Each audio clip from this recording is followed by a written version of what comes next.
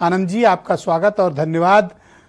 तो एक एक करके अब बाहर आने का सिलसिला शुरू हुआ है।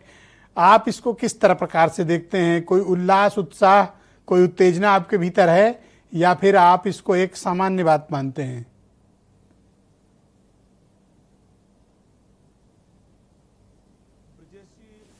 भारतीय जनता पार्टी इसको विशुद्ध रूप से। दुबे जी, आपकी आवाज नहीं पहुंच पा रही है।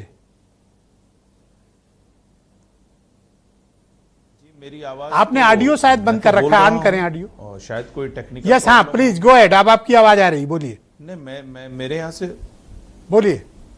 जी, मैं कह रहा हूं ब्रिजेश जी, भारतीय जनता पार्टी इस पूरी प्रक्रिया को विशुद्ध रूप से न्यायिक दृष्टिकोण से देख रही है और मुझे लगता है सभी को इसी दृष्टिकोण से देखने की भी आवश्यकता है।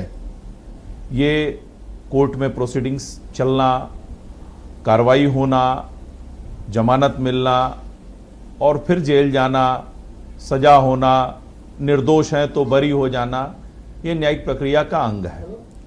आजम खान हो या इरफान सोलंकी हो, उनको कोर्ट से जमानत मिली है।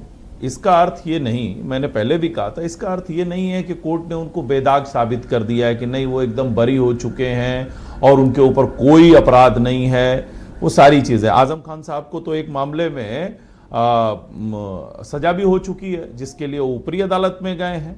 तो समाजवादी पार्टी, कल आपने उस दिन भी देखा और आज भी समाजवादी पार्टी में ही बेचैनी है।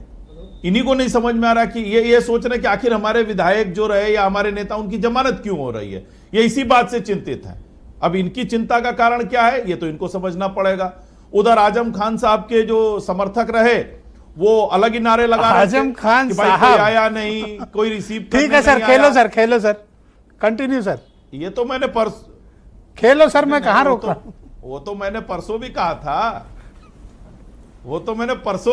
था। सर, मैं तो ये सोच रहा हूं कि इरफान सोलंकी कब साहब कहे जाएंगे। भी कह रहा हूं, नहीं, इरफान सोलंकी भी विधायक रहे भाई। अरे हम क्यों उनके लिए उल्टा सीधा बोले? अरे अब समाजवादी पार्टी जो बोलना है बोले।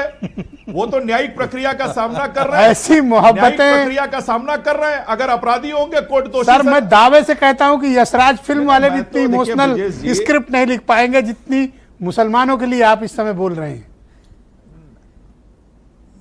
ब्रिजेश जी, इतनी बढ़िया तरीके से डिबेट जो है, मुझे तो नहीं लगता है कि फिल्मी दुनिया का कोई प्रोड्यूसर कर पाएगा जितनी बढ़िया तरीके से आप डिबेट कराते हैं और चुन चुन के मुद्दे लाते हैं। यह भी कोई मामूली चीज नहीं है। और समाजवादी पार्टी हमेशा आपकी डिबेट में फंस जाती है आके। उनको समझ में ही नहीं आता है कि क्या बोलना है। अब देखिए, उनके नेता अखिलेश यादव जी भारी दबाव के बीच में रामपुर जाने वाले हैं, मैंने ऐसा सुना है। मुझे पता नहीं, वर्मा जी बता देंगे, लेकिन भारी दबाव में जा रहे हैं, ऐसा आज चर्चा थी।